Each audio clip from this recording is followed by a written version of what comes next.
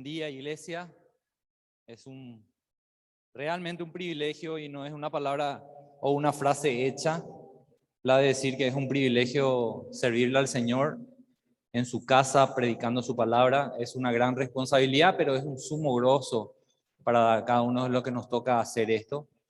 En este momento quiero que podamos inclinar los rostros y orarle al Señor para que Él sea el que nos hable mediante su palabra y que nuestros corazones estén predispuestos. Lo hace el Espíritu Santo, pero yo te animo a vos que vos mismo le ores en este momento al Señor. Yo te voy a guiar también con una oración.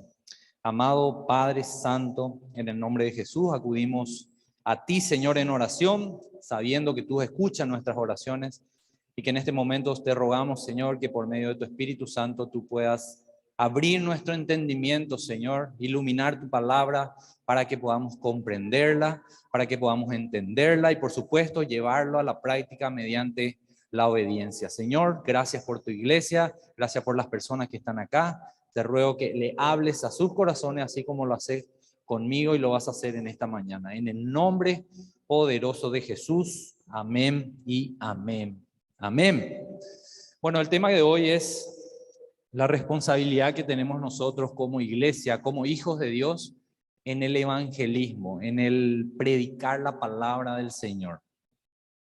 Tenemos una gran responsabilidad.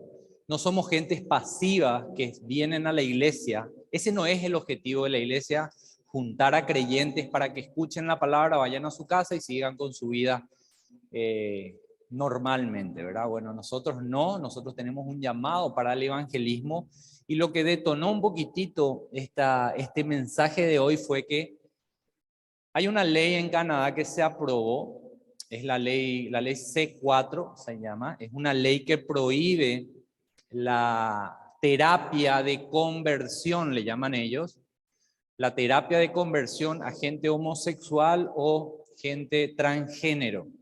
Es decir, lo traduzco a nuestro idioma. Hay una ley que prohíbe que yo o cualquier persona en Canadá pueda acercarse a una persona homosexual o transgénero y hablarle de que eso es pecado y hablarle de que eso debe salir de ese estilo de vida. ¿Se entiende? Parece algo efímero, algo lejos, pero es algo real que ya está en aplicación. Tiene una pena de 5 años de cárcel a una persona que se le encuentra o que se le acusa de que esté haciendo ese tipo de, vuelvo a poner entre comillas, terapia de conversión a personas que tienen ese estilo de vida. Inclusive menores de edad, no se puede, es decir, a tu hijo no podés negarle la oportunidad de que si es varón se sienta como nena y actúe como nena. Vos no podés transformarle en varón como nació, no podés hacerlo.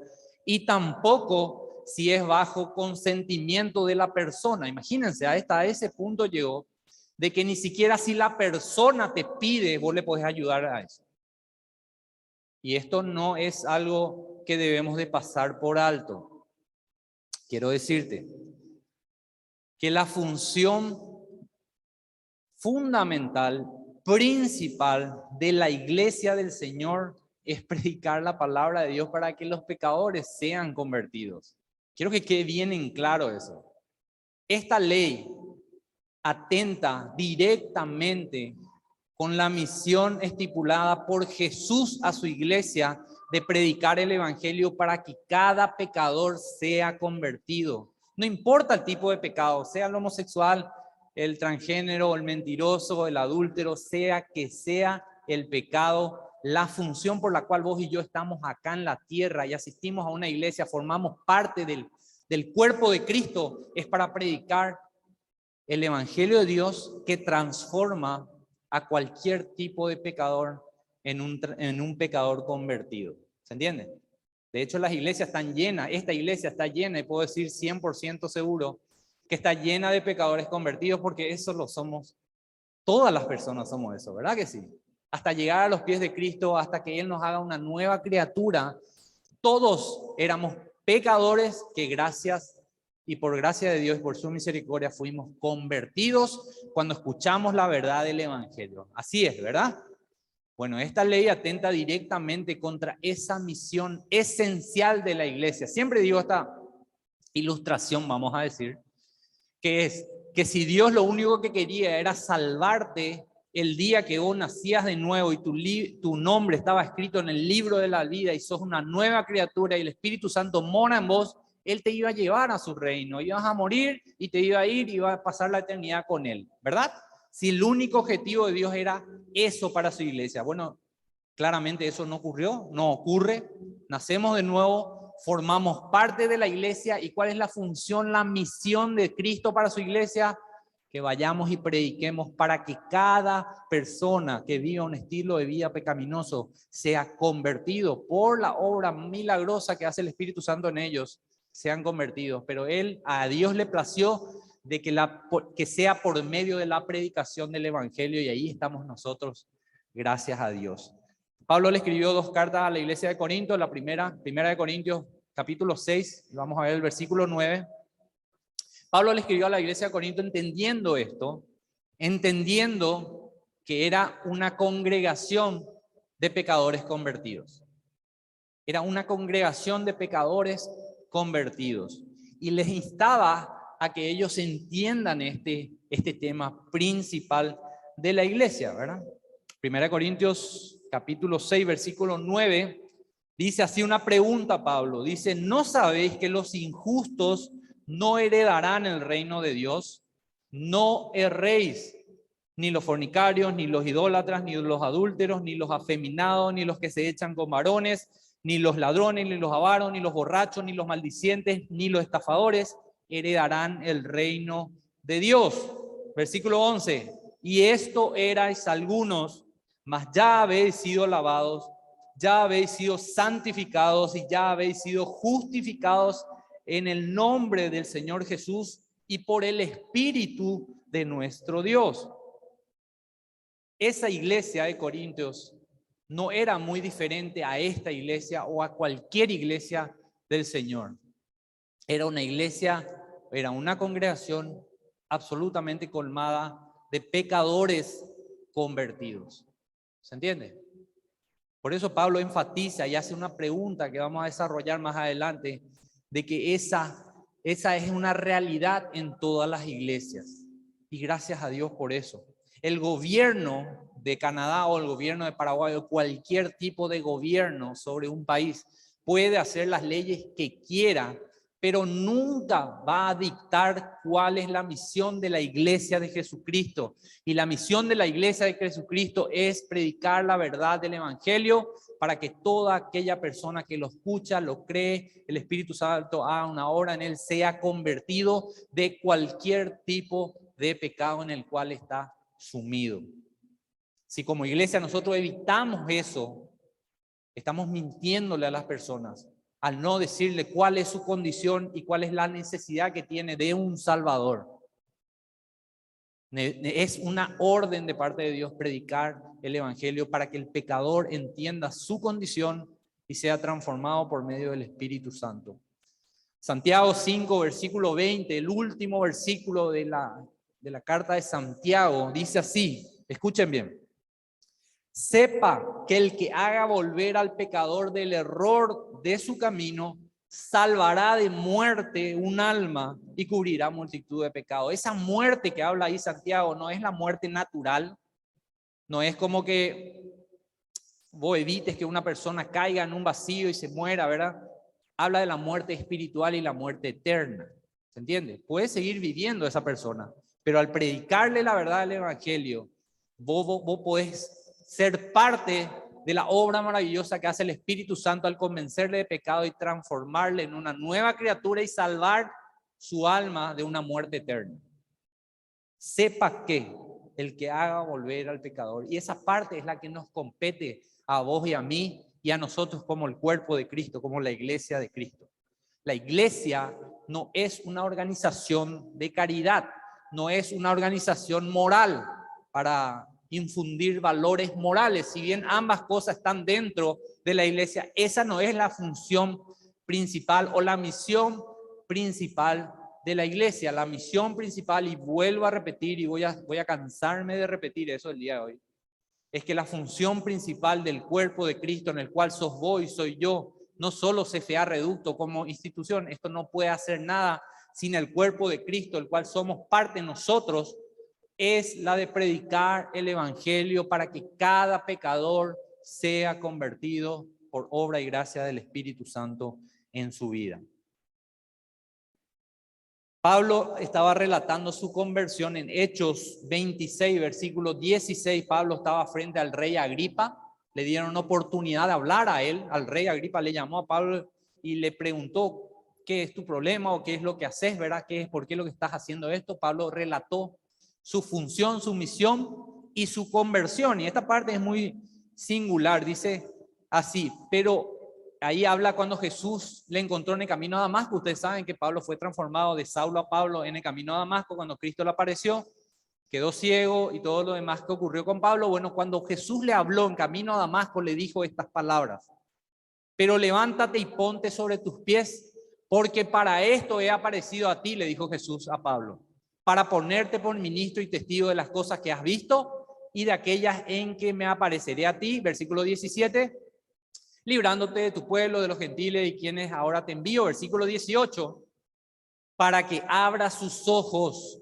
para que se conviertan de las tinieblas a la luz, de la potestad de Satanás a Dios, para que reciban por la fe que es en mí, decía Jesús, perdón de pecados y herencia entre los santificados. Pablo tenía claro cuál era la misión encomendada por Jesús personalmente a él, ¿verdad? De manera personal, pero intrínsecamente a cada uno de nosotros como cuerpo de Cristo. Mateo 28, la gran comisión es la de predicar el evangelio tal cual es, confrontando a las personas con la pecaminosidad de su vida, enfrentándolas con la palabra, no con lo que nosotros podamos decir o juzgar sobre sus vidas, sino lo que dice la palabra que somos cuando no somos hijos de Él, enemigos de Dios, estamos apartados de la gracia de Dios.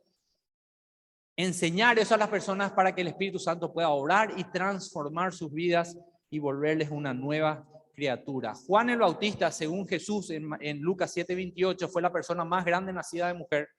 Juan el Bautista, cuando iba a nacer en Lucas 1:6, quiero que vayamos a Lucas 1:16, perdón, Lucas 1:16, un ángel apareció al papá de Juan el Bautista antes de que él sea concebido y le dijo: esa persona que va a venir, tu hijo, va a hacer esto.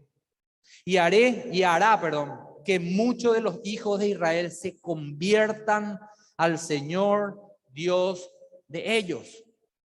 Esa era la función de Juan el Bautista, un gran profeta que no solo profetizó sobre Jesús, sino vio cómo esa profecía fue el profeta que vivió durante Jesús, cumpliendo muchas de las profecías del Antiguo Testamento. Fue una gran persona que estuvo en la iglesia primitiva antes de morir. Y él dice que su función era que iba a convertir el corazón de las personas israelitas en ese momento para que vuelvan a su Dios. Así como es nuestra función en este tiempo. En el Antiguo Testamento, vamos al Antiguo Testamento, todos conocemos la historia de David, un gran pecador, igual que nosotros también, ¿verdad? Pero que hay una diferencia en él con muchas personas. Es el arrepentimiento que él tuvo cuando fue confrontado con su pecado. Y eso está relatado claramente en el Salmo 51. Quiero que vayamos al Salmo 51, versículo 7. Ustedes saben el contexto de esto. David se acostó con la mujer de otro hombre, Betsabé. Luego mandó matar a la persona, al marido, como para quedarse con ella. Fue confrontado con el profeta. Recibió la amonestación de parte de Dios. Confesó su pecado, no se justificó, reconoció lo que hizo y escribió el Salmo 51, que es un gran salmo penitente o de arrepentimiento. Y en el versículo 7 dice: purifícame con esopo, le dice David a Dios, y seré limpio, lávame y seré más blanco que la nieve. Hazme oír gozo y alegría y se recrearán los huesos que has abatido. Esconde tu rostro de mis pecados, borra todas mis maldades. Crea en mí, oh Dios, un corazón limpio y renueva un espíritu recto dentro de mí. No me eches delante de ti, no quites de mí tu santo espíritu. Vuélveme el gozo de tu salvación y espíritu noble me sustente. Todo lo que David está diciendo en estos versículos, estos 4 versículos, son las cosas que ocurren cuando realmente nos arrepentimos delante de Dios, cuando Él nos hace una nueva criatura, reconocemos nuestra pecaminosidad no justificamos eso, le pedimos perdón a Dios, sabemos que pecamos contra Dios y solamente contra Dios, aunque afectó a las personas, el primer afectado es el Señor, porque desobedecemos sus leyes cuando pecamos. Cuando yo entiendo que todas estas cosas ocurren en mi vida, vemos el propósito por el cual esto ocurre en mi vida. Que Dios me limpia, que Dios renueva su espíritu, que Dios crea en nosotros un corazón limpio. Todas estas cosas ocurren con un solo propósito que está en el versículo 13 que David lo relató. ¿Qué dice el versículo 13? Entonces enseñaré a los transgresores tus caminos y los pecadores se convertirán a ti. ¿Se entiende, verdad? Es el mismo punto. Toda la razón principal por la que Dios te salvó es para que vos puedas ser un instrumento en sus manos para llevar el evangelio y que el Espíritu Santo convierta a las personas en hijos de Dios. Nadie puede negarnos ese derecho porque esa es nuestra misión como hijos de Dios. Tenemos que tener en claro que esa es la razón por la cual Dios te salvó y Dios me salvó a mí. Cualquier ley que se oponga a esto no se opone a los cristianos. Se opone a Dios, se opone a Jesús, a su evangelio, al Espíritu Santo y por supuesto a la iglesia entera, al cuerpo de Cristo. No es solo contra nosotros. ¿Qué pasa si nosotros no hacemos esto? Ocurre lo que dice en 1 Corintios 6, ¿verdad? Los injustos no heredarán el reino de Dios. Es decir, traducido, cada una de las personas que no es convertida va a pasar su eternidad cuando muera en el infierno. Es grave el no hacer eso, ¿se entiende? Es una responsabilidad muy grande, es una responsabilidad hermosa la de poder predicar, hermosos son los pies de los que predican la paz, pero sí tenemos que entender esa primera palabra que digo, es una responsabilidad. Y vamos a ver, entender por qué también, ¿verdad? Hay mucho para hablar el día de hoy. La iglesia primitiva entendía esto claramente. Pablo y Bernabé fueron comisionados a predicar la palabra de Dios a los gentiles, no a los judíos, a los gentiles. Y en Hechos 15:3 dice, ellos pues, habiendo sido encaminados por la iglesia, pasaron por Fenicia y Samaria, contando la conversión de los gentiles y causaban gran gozo a todos los hermanos que escucharon la conversión de los gentiles. Los gentiles no conocían el Antiguo Testamento, los gentiles no conocían el Evangelio. Pablo y Bernabé confrontaron a esas personas con su pecado y el Espíritu Santo hizo la obra y ellos fueron transformados, fueron convertidos, la conversión de ellos. Tenían solo un solo objetivo Pablo y Bernabé en ese momento, que era el de predicar la palabra para que sean convertidos los pecadores. Y en 1 Tesalonicenses 1:9, Pablo también hablando dice, pero porque ellos mismos cuentan de nosotros la manera en que nos recibiste y cómo os convertisteis de los ídolos a Dios. Todo el mundo comentaba lo que pasó en Tesalónica, cómo las personas se convirtieron de adorar a ídolos a adorar al Dios verdadero. Era algo visible, era algo tangible y se entendía claramente el objetivo de los apóstoles, de los discípulos de Cristo en ese tiempo, que era el de predicar la palabra de Dios para que los pecadores sean convertidos. Esta era la misión de la iglesia primitiva, la iglesia del primer siglo, de los apóstoles, de los discípulos, pero sigue siendo la misión de la iglesia hasta que Él venga a retirar a su iglesia de esta tierra. Siempre va a seguir siendo la misión nuestra el de predicar la palabra de Dios para que cada persona sea convertida. Tristemente muchas iglesias tal vez pierden el enfoque de eso y se van por atracciones más que la verdad. Tratan de generar un ambiente dentro de la iglesia que sea acepto a un inconverso para atraerle, en teoría, con buenas intenciones a la iglesia y ahí en algún momento hablar sobre el evangelio. Bueno, esa no es la misión de la iglesia, no es ser una congregación atractiva al mundo, de hecho no lo somos. Si somos la iglesia cristiana no somos atractivos al mundo, debemos saber eso. No es nuestra misión ser atractiva al mundo, nuestra misión es predicar la palabra de Dios fielmente, claramente, entendible, y el Espíritu Santo va a hacer la obra en cada uno de los corazones de las personas que se acercan. No necesitamos ser atractivos a ellos, no necesitamos hacer cosas que a ellos le atraigan, absolutamente Esa no es una orden para nosotros como la iglesia. Nuestra orden, nuestra misión es predicar la palabra de Dios. Volvamos a 1 Corintios 6, versículo 9. Otra vez quiero enfatizar en lo que en la pregunta que hace Pablo ahí. Dice, ¿no sabéis que los injustos? Ahora, ¿quiénes son los injustos? ¿Cuál es la percepción de injusto que yo tengo? No tiene validez la percepción de injusto que yo o vos tengamos. Es lo que dice la palabra de Dios lo que tiene validez. ¿Quiénes son los injustos? Para la palabra de Dios son las personas que no son justificadas por la sangre de Cristo, las personas que no fueron convertidas aún, que no son hijos de Dios. Esas son las personas injustas a las cuales habla Pablo en este momento, pero la palabra de Dios nombra muchas veces lo que es personas injustas. Dice, los injustos no heredarán el reino de Dios. Acá en esta pregunta hay cierta incredulidad de parte de Pablo, porque es una pregunta con una respuesta muy obvia. Pero si Pablo se le está haciendo a la iglesia, es como diciéndole, ¿será que en la congregación de Corintios hay gente tan ingenua para pensar que un injusto va a ir al cielo, que una persona pecadora va a ir al cielo?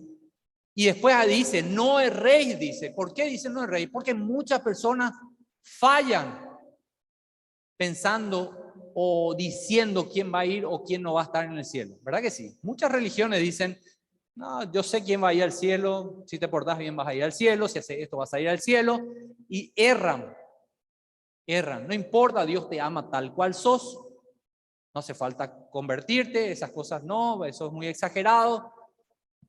No, eso no es así. La palabra de Dios, y acá Pablo dice, yo te voy a decir quiénes no se van a ir al cielo. Yo te voy a decir para que te quede claro, si vos tenés una duda, quiénes no se van a ir al cielo, yo te voy a decir claramente quiénes no van a heredar el reino de Dios. Y ahí está todo este listado, que no es un listado cerrado, no es, yo no estoy ahí, qué suerte, los mentirosos, yo soy un mentiroso, no estoy ahí. Entonces yo me salvo, yo me voy al reino. No, entendemos que este es un listado general nada más. Después hay toda persona que vive una vida, un estilo de vida pecaminoso, no va a heredar el reino de Dios, porque no es una persona, es una persona injusta porque practica pecado, ¿se entiende? Dice, ni los fornicarios, idólatras, etcétera, etcétera, no heredarán. El inconverso no tiene lugar en el reino de Dios. Es por eso tan importante la misión de la iglesia, para que los inconversos no mueran y vayan al infierno. Es muy importante. Nuestro objetivo como iglesia, como creyente, no es el de estar enemistado con el mundo o con este tipo de personas. No, lo pasa yo le odio, le odiamos y hacemos campaña en contra de el pecador. Esa no es la función de la iglesia, no es enemistarnos con las personas y los pecadores. ¿Saben por qué no? Porque somos la única oportunidad que tienen de ir al cielo. Mediante, ¿qué pasa si nosotros nos distanciamos de ellos y bueno, muéranse ustedes? ¿Qué va a ocurrir? Realmente se van a morir. ¿Cómo van a escuchar si no hay quien les predique, dice la palabra de Dios? Nuestra función como iglesia no es la de enemistarnos con él, siguiente. Absolutamente no compartimos su estilo de vida, rechazamos por completo el pecado en el cual viven, lo confrontamos con su pecado, por supuesto, no hacemos de menos eso, pero no los odiamos, no estamos enemistados con ellos, no debemos de estar enemistados con ellos, porque vuelvo a repetir, somos la única oportunidad que tienen de escuchar el verdadero evangelio para que Dios haga una obra maravillosa en ellos y al morir puedan realmente pertenecer al reino de Dios. Tito, la carta de Tito, es una carta hermosa, tiene 3 capítulos nada más, es cortita, es absoluta y completamente evangelística, la carta de Tito. Para contextualizar un poquitito lo que es Tito, bueno, Tito era uno de los discípulos de Pablo, acompañó a Pablo en muchos de sus viajes, en Hechos cuenta eso, acompañó, estuvo con él, Pablo lo estuvo formando a él como un líder, y le dio una misión que era ir a la isla de Creta, era una isla que se llamaba Creta, donde él iba a ir a formar iglesias y formar líderes dentro de la iglesia. Esa era la misión que tenía Tito en la isla de Creta, la misión fue estipulada por Pablo, ¿verdad? Por Espíritu Santo a través de Pablo, eso está en capítulo 1, versículo 5, dice, por esta causa, le dice Pablo a Tito, te dejé en Creta para que corrigieses los deficientes y establecieses ancianos en cada ciudad, así como yo te mandé. Ese era el objetivo de Tito. Entendiendo un poquitito ese contexto, ahora vamos a ver contra qué, o sea, qué era lo que iba a enfrentar Tito en la isla de Creta.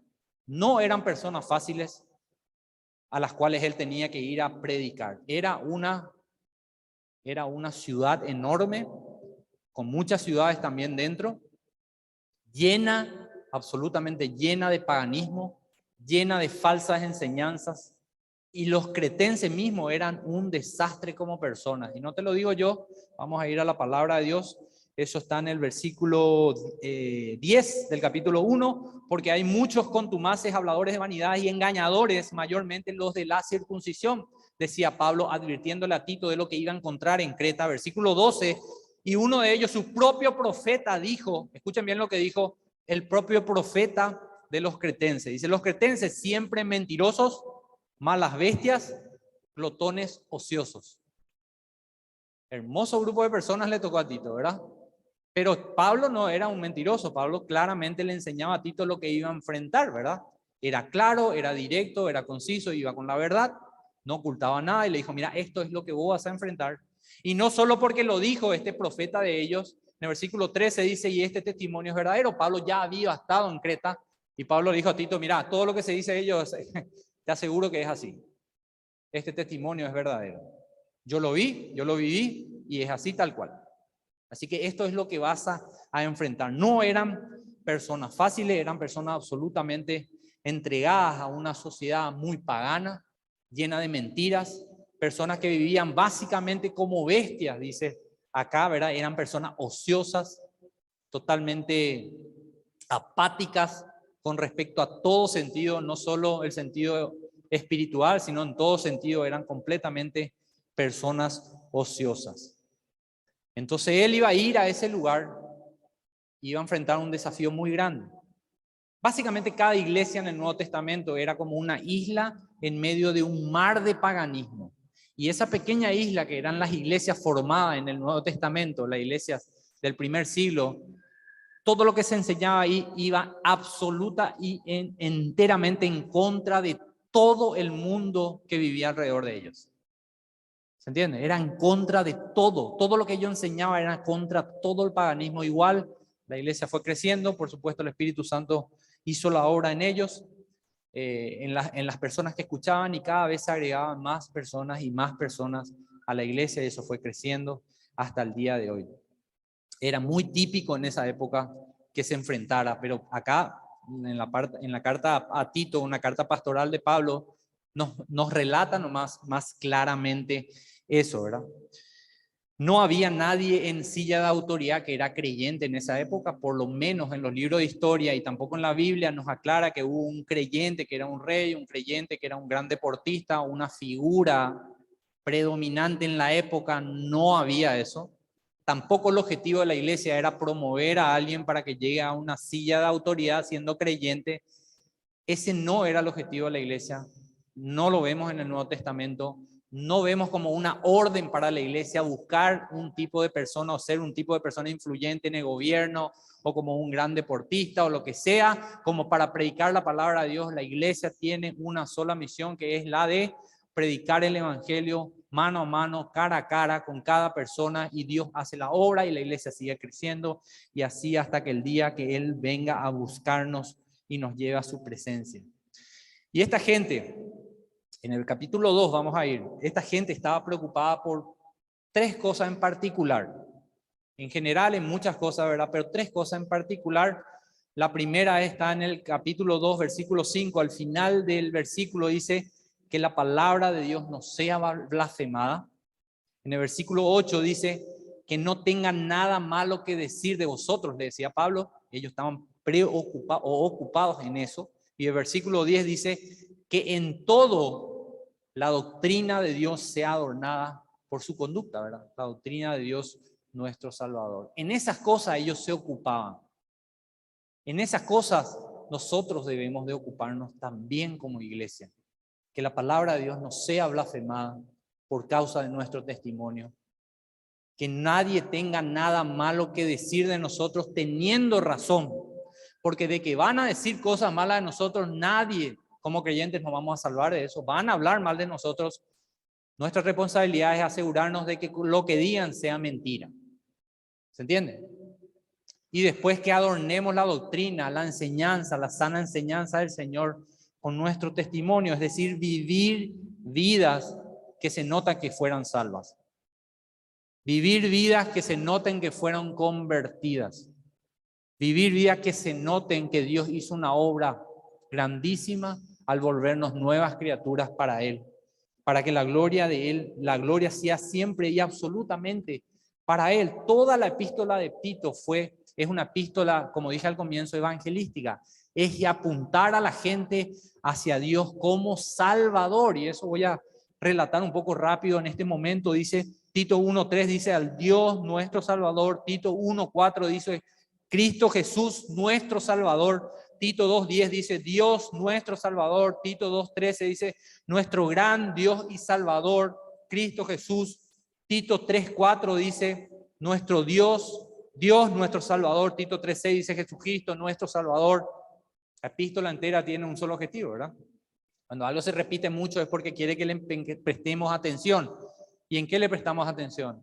En que Dios es un Salvador. De que Dios vino para salvar lo que se había perdido y para dar oportunidad a los pecadores a que sean salvos. No saquen de su mente eso. Es lo que Pablo quería que estas personas sepan y le quede grabado en sus corazones para lo que ellos iban a enfrentar en la isla de Creta, así como lo estaba relatando. Ahora, ¿cómo nosotros podemos hacer eso? ¿Cómo lo bajamos a la realidad? ¿Cómo nosotros podemos hacer, como decía en Tito, que la palabra de Dios no sea deshonrada? ¿Cómo yo puedo vivir una vida donde nadie tenga nada malo que decir de mí?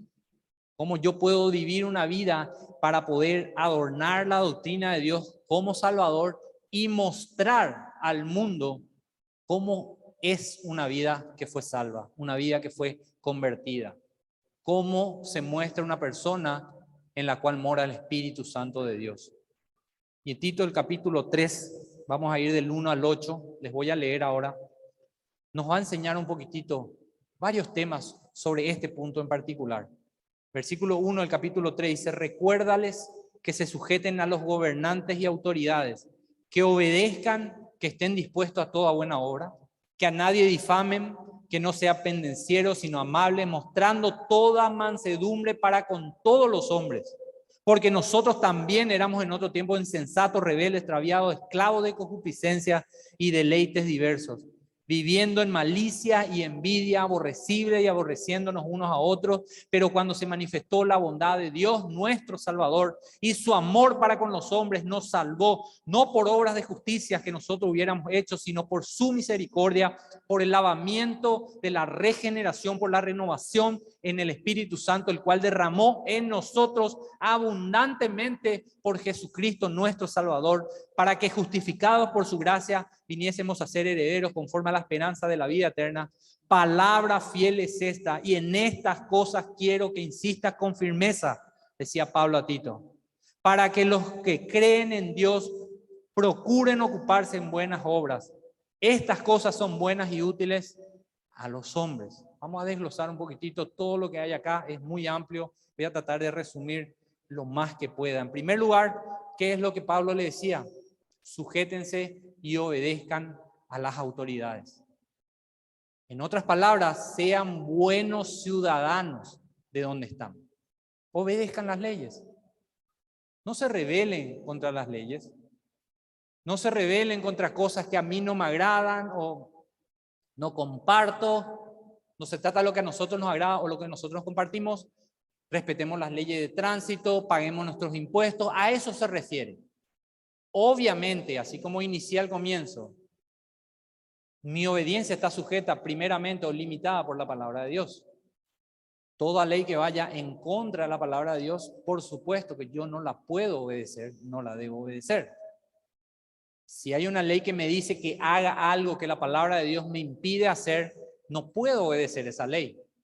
Y si hay una ley, así como en Canadá, que me impide hacer algo que es un mandato de Dios para la iglesia, tampoco la puedo obedecer. Mi obediencia a las leyes del mundo está sujeta o limitada por la palabra de Dios. Obedecemos a Dios por sobre todas las otras cosas. Y enfrentamos las consecuencias. Enfrentamos las consecuencias. En Hechos hay un relato donde nos enseña sobre esto. Hechos 5, versículos 28 y 29, si me puedes ayudar. Dice así, para contextualizar ese pasaje: Pedro y Juan estaban siendo presos porque predicaban el evangelio. Le tomaron a ellos parándole por lo que ocurría cuando ellos predicaban, les llevaron a la cárcel fue abierta, ellos no salieron de la cárcel. Entonces las autoridades le trajeron junto a ellos, a Pedro y a Juan, sacándole de la cárcel, y les dijeron esto, escuchen bien, diciendo: no os mandamos estrictamente que no enseñases en ese nombre, y ahora habéis llenado Jerusalén de vuestra doctrina y queréis echar sobre nosotros la sangre de ese hombre. Porque Juan y Pedro predicaban de que, por supuesto, los judíos crucificaban a Cristo y demás. Ellos se sentían, por supuesto, aludidos a eso y decían: paren ya de predicar esas cosas. Paren, ya no lo hagan. Por eso le metieron en la cárcel. Versículo 29, ¿sí? Respondiendo Pedro y los apóstoles dijeron, escuchen bien esta frase: es necesario obedecer a Dios antes que a los hombres. Lo siento mucho. Pensá vos si para mí es más importante obedecerte a vos o obedecer una orden de parte de Dios. Entonces ellos empezaron a hablar entre ellos. Vamos al versículo 40. Ellos empezaron a hablar entre ellos y decimos: ¿qué hacemos con esta persona? Están hablando de parte de Dios. Ella le involucraron a Dios. Ellos tuvieron miedo de lo que estaba ocurriendo con ellos, pero no retrocedieron a impedir o a tratar de impedir que ellos sigan predicando. Y entonces dice: convinieron con él y llamando a los apóstoles, después de azotarlos, les intimaron a que no hablasen en nombre de Jesús y los pusieron en libertad. Le dijeron, bueno, le dieron una buena garroteada y le dijeron, bueno, vayan, pero ya vuelvo a repetir, no prediquen más en ese nombre. Versículo 41. Y ellos salieron de la presencia del concilio gozosos de haber sido tenidos por dignos de padecer afrenta por causa del nombre en mayúscula, porque es el nombre de Jesús. 42.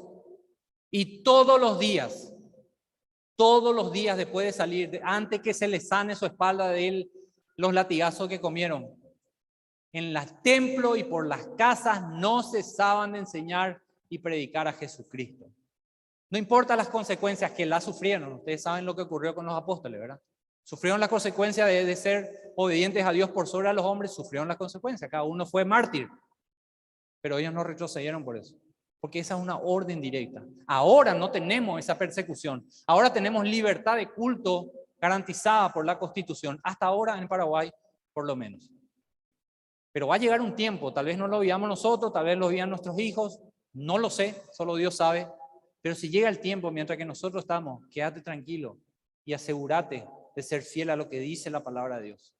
Ser fiel a la misión, entender cuál es la misión de la iglesia y ser fiel y mantenernos fiel a esa misión. Después dice que no difamen a nadie en el versículo 2 de Tito 3:2. No difamen a nadie, es decir, no hablar mal de nadie y mucho menos de las autoridades. No hablar mal de las autoridades, no despotricar por ellos.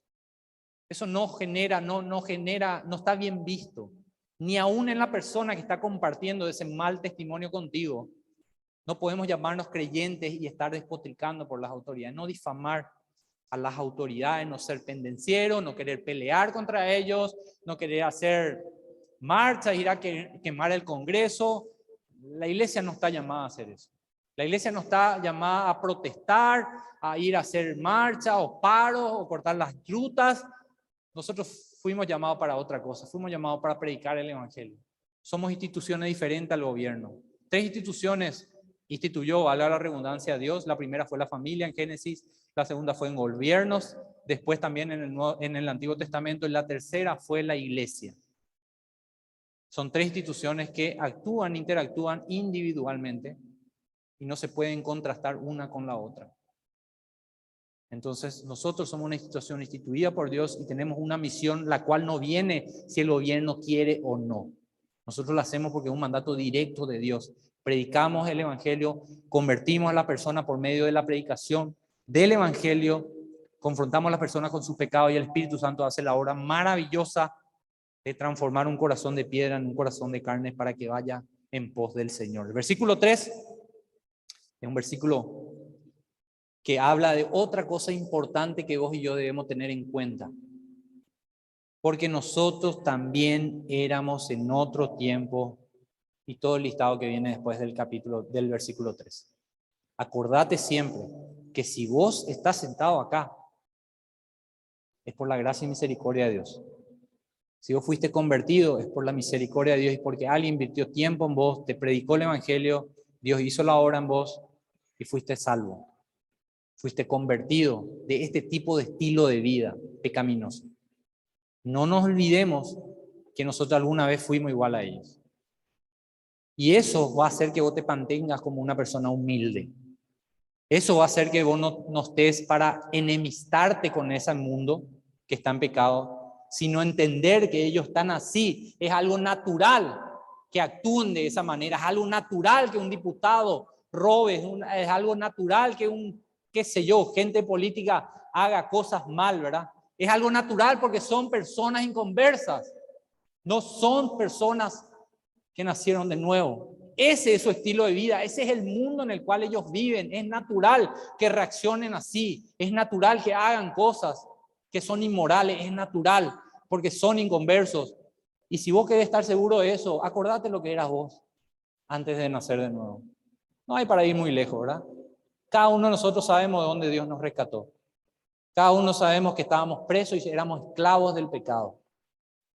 La ventaja que ahora vos y yo tenemos es que ya no somos esclavos del pecado y gloria a Dios por eso. Nos dio todas las armas que necesitamos para decirle no al pecado. Ellos no tienen eso. Ellos no pueden decir que no al pecado. Una persona inconversa no puede decir no al pecado porque ellos están siendo esclavos del pecado. Dios vino para darnos libertad de la esclavitud del pecado. Y nosotros gozamos de eso ahora, ¿verdad? Pero acordémonos de que ellos no todavía. Y nuestra misión como iglesia es ir a predicarle el evangelio para que ellos también gocen de esa misión. La única razón por la que somos diferentes está en el versículo 4. Es por la bondad de Dios nuestro Salvador, por su amor para con los hombres que se manifestó cuando Cristo vino y se encarnó y luego murió en esa cruz y resucitó al tercer día. Él nos salvó y ahí dice claramente, ¿verdad? No por obras de justicia que hayamos hecho. De hecho, no habíamos hecho ninguna obra de justicia. Cada uno de nosotros estábamos exactamente lo que dice el versículo 3. Todos vivíamos en el versículo 3. No habíamos hecho nada loable para que Dios nos salve. Él nos salvó enteramente por su misericordia. Por su misericordia. No por algo que nosotros hayamos hecho. La única razón por la que somos diferentes, y con esto voy terminando, y quiero que quede muy en claro esto, la única razón por la que en este momento estamos acá, escuchamos su palabra, le amamos a Él, le adoramos, le alabamos, pertenecemos a una célula, leemos su palabra, la entendemos, el Espíritu Santo mora en nosotros, nos ayuda en nuestras dificultades, nos fortalece en nuestras tentaciones, en las pruebas. La única razón por la que todo eso ocurre en nuestras vidas es porque fue por su misericordia, Él nos salvó. Y así como Él tuvo misericordia en nosotros, Él nos manda a tener misericordia a las otras personas. ¿Y cómo yo muestro misericordia a las otras personas? Entendiendo la condición en la cual están y dándoles lo que tanto necesitan. La verdad del Evangelio. Predicarle la verdad del Evangelio. ¿Y cuál es la verdad del Evangelio? La verdad del Evangelio es que cada persona está enemistada con Dios, que cada persona ha roto los mandamientos de Dios, viven apartados de la gloria de Dios y necesitan imperiosamente un Salvador. Y que si el Espíritu Santo en este momento hace una obra en tu corazón y Él abre tus ojos de tu entendimiento y podés comprender la gracia tan grande de la cruz del Calvario y la obra de Cristo en la cruz, vas a arrepentirte de tus pecados genuinamente. Por supuesto, Dios va a transformar tu vida en un segundo. En un segundo lo que amabas ya no lo amas más. Los pecados que amabas y te gozabas en eso ya no es así. Aborreces esa vida, aborreces tu pecado, aborreces tu pasado, aborreces todo lo que Dios aborrece, amás todo lo que Dios ama, su iglesia, la congregación, el culto, las células, donde se predique la palabra, la Biblia, la oración, son parte de tu ADN en este momento porque naciste de nuevo. Todo eso ocurre cuando el Espíritu Santo hace esa obra maravillosa en la vida de un no creyente, pero para que eso ocurra, no porque Dios lo necesite, Dios lo predispuso que sea así, porque a Él le plació de que la predicación sea de boca en boca, la predicación sea de un creyente a un no creyente, entregándole esta noticia tan grande de que Cristo vino a morir en la cruz del Calvario para pagar la deuda que vos y yo no teníamos para cómo pagar. Que la única forma de pagar era morir, y si moríamos íbamos al infierno, separados de Dios eternamente, y Él nos dio una salida, el perdón de nuestros pecados, la limpieza por su sangre poderosa derramada en la cruz del Calvario, gratuitamente, por gracia sois salvos, por medio de la fe, no es de vosotros. No nos gloriemos si somos salvos porque algo que somos, yo me portaba bien, yo era una buena persona moralmente. No, de ninguna manera. No hay bueno ni aún uno solo, dice la palabra de Dios. Él nos hizo bueno por su misericordia. Debemos orar por la misericordia derramada sobre la vida de la gente que no le tiene al Señor. Orar y pedir misericordia para que cuando prediquemos esta verdad, el Espíritu Santo haga la obra. Y mucho más, si es un familiar o un amigo cercano. Y el versículo 8, y con esto termino, dice Tito, quiero que en estas cosas insista con firmeza, dice. Quiero que le diga a estas personas todas estas cosas que leímos, del versículo 1 hasta el versículo 8. Que la gente que cree en Dios, que la gente que nació de nuevo se ocupe en buenas obras. ¿Y por qué?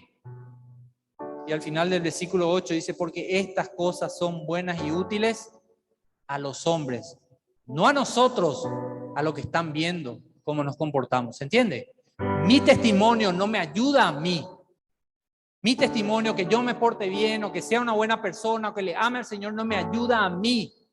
En este momento ayuda a otra persona que pueda ver cómo se ve una vida que fue transformada. Ese es el llamado de la iglesia, ese es el llamado para cada creyente y no debe de salir de nuestra mente. Ese es el objetivo, no es caer en gracia, no es ser igual al mundo, pero hablando con frases cristianas, es el ser un modelo de Cristo y que la gente vea a Cristo a través de nuestro testimonio. En cada área de nuestra vida, sea con el gobierno, o sea mano a mano con mi vecino, con mi esposa, con mis hijos, con mi hermano, con mi mamá, con mi papá. En todo tiempo mi testimonio sea el de que Cristo me transformó por gracia. Y cuando alguien se acerque y me diga, ¿por qué sos buena persona? Debo decir, yo era igual a cualquier persona y Cristo me transformó, no por obras de justicia que yo haya hecho. La gloria es absoluta y completamente de Dios por su misericordia. Y si te arrepentís y Dios está haciendo una obra en vos, va a hacer lo mismo contigo en el momento, en un solo segundo. Ese es el mensaje de salvación y es el mensaje de la iglesia de Cristo, de hoy, de hace 100 años, de hace 1000 años y hasta que Cristo venga a buscar a su iglesia. Esa es la razón por la cual la iglesia de Cristo existe y todavía está en esta tierra. Porque la misericordia de Dios sigue siendo accesible al mundo pagano que está allá afuera. Te animo a que te pongas de pie y vamos a orar para finalizar.